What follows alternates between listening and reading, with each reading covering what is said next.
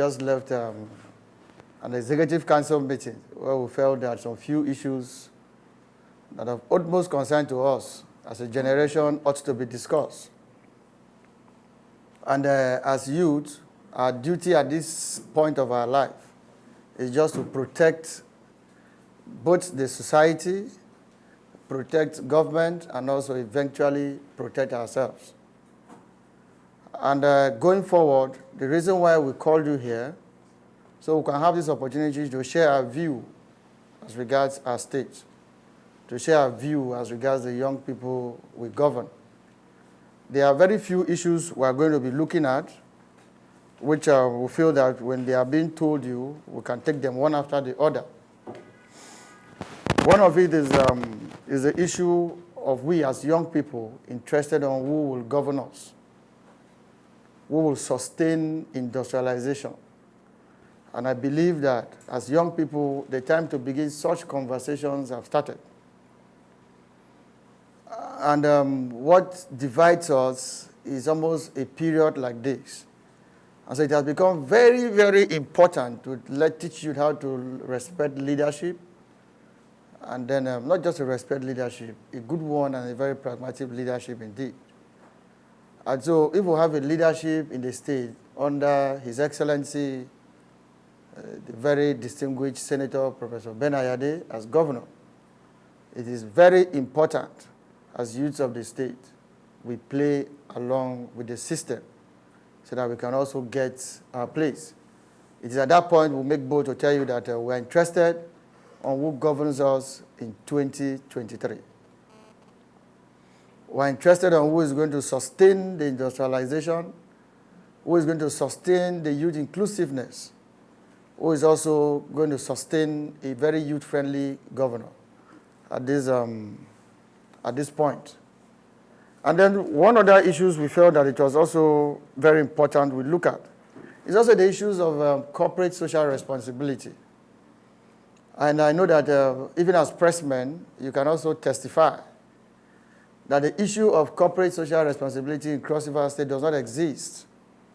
And I make bold to tell you that these people, in terms of corporate social responsibility, they are not doing us good. It is our right, as it is enshrined, in terms of corporate responsibilities. So in a situation where you go to the bank, you don't find Cross Riverians working there. You go to so many offices. You don't find companies who are here. You don't find core Cross Riverians working there. You find people from Yoruba. You find people from other areas coming to work here. You know, so I begin to imagine whether we don't have manpower or what the issues are. But be it as it may, this leadership in Youth Council is interested. Nobody is going to protest to anybody's plant or anybody's office. Nobody. This leadership is a leadership that deals directly with intelligence and rights. And so we agree that in terms of protest, you protest when it becomes very obvious that the people are not giving you attention. So you protest to get attention to be able to negotiate. And so in the case where these companies, these private-owned organizations in the state will come and import staffs, is something as youth will not accept. And we will go from quietly and very respectfully abiding the laws. We will go from one bank to the other, one, how do they call it, manufacturing company to the other. We will go to one of these telecom companies to the other. We need to know the percentage of Cross River State youth in terms of job opportunities. National Directorate of Employment, we also need to know what is happening there, why our youth are being subchanged in terms of job opportunities. And then a few other things we need to look at again is that sometimes we have a challenge with the appointees of His Excellency Senator Ben Ayade, a few of them. In a case where you find a commissioner in a local government, two of them as commissioners, they are not talking.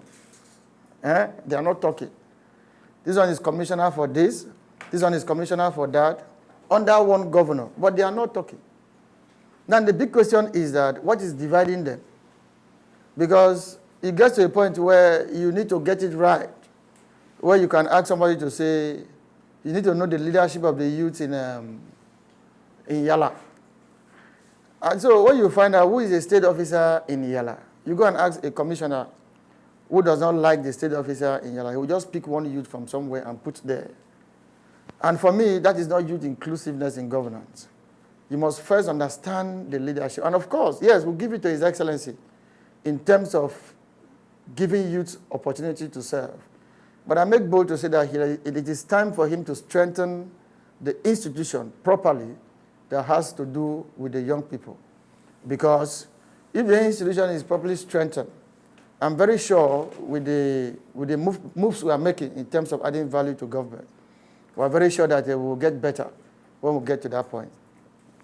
One of the things that bother me is the issue of the monthly subvention of youth council. You know, I want to find out, we are yet to find out. For 5 years, His Excellency has been in office. My predecessor did not sign subvention for 4 years. And we have come in, even though we've gotten approvals in terms of all of this.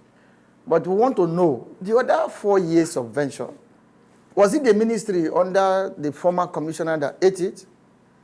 Or is it that the governor did not pay? Because in our handing over note, we did not see anywhere where a statutory subvention for council was paid.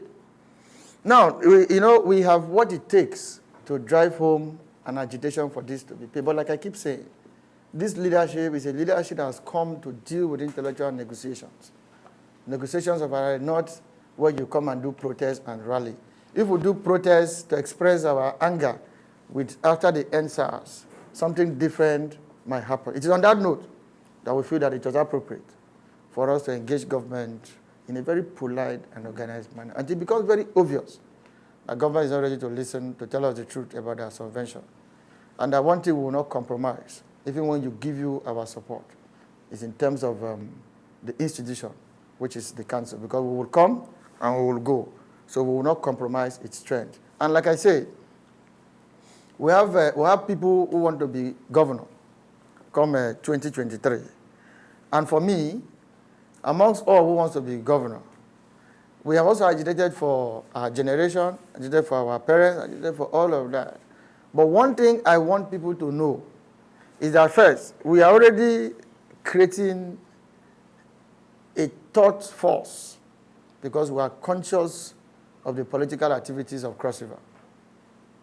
First is that there is nobody that has ever won elections because statutorily a ward chairman voted for him.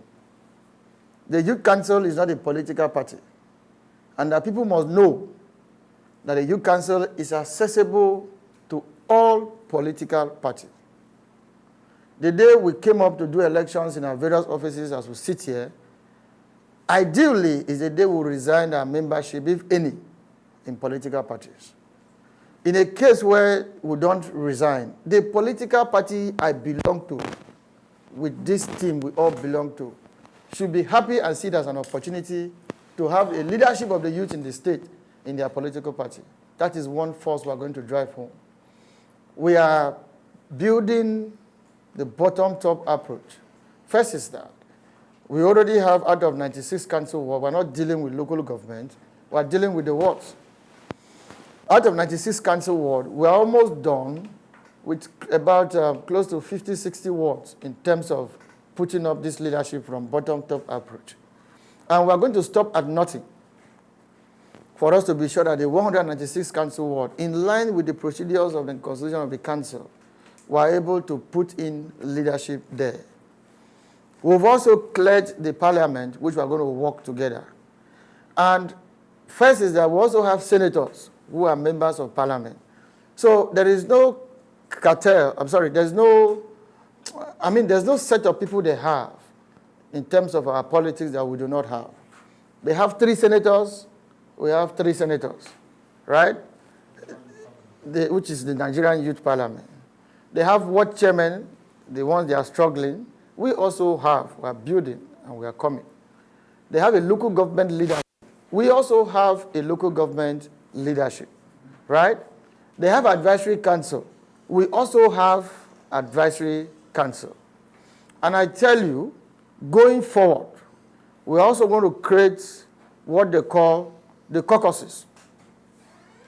And in each of these senatorial districts, we are going to create these caucuses. The essence of these caucuses is the moment they begin that anti-generational engagement, we will also begin our own engagement. We have not mentioned any name here in terms of governor. No. But what we are saying is that we are going to consult ourselves. Nobody will sow a seed of disunity amongst us, 80%. I can tell you that under this leadership, you can't sow a seed of disunity and get it 80%. You cannot.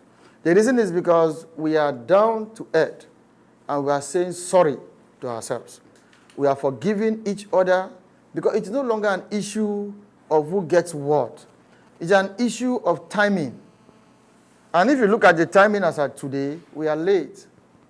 And so you cannot be talking about a governor when we are not talking about a deputy governor. You can't be coming to talk to us about a governor, and then the governor is not a product of us, and then you're not talking to us who becomes a deputy governor, right? You can also be talking to our senatorial heads about a senator, and then he is not involved on how the senatorial stuff is coming. No, it won't take that. And so it is a few of these issues we felt that it was appropriate for us to have this conversation shortly after our state Exco meeting. And the danger of not listening to our position, the danger is that we will sink the ship. There's no two ways about it. The danger of not settling, running as a generation also. The danger of not carrying us to run along is that we're going to sink the ship. And somebody might likely ask, how do you sink a ship? First is that in the local government where I come from, for example, we know those who lose election and they are sworn in.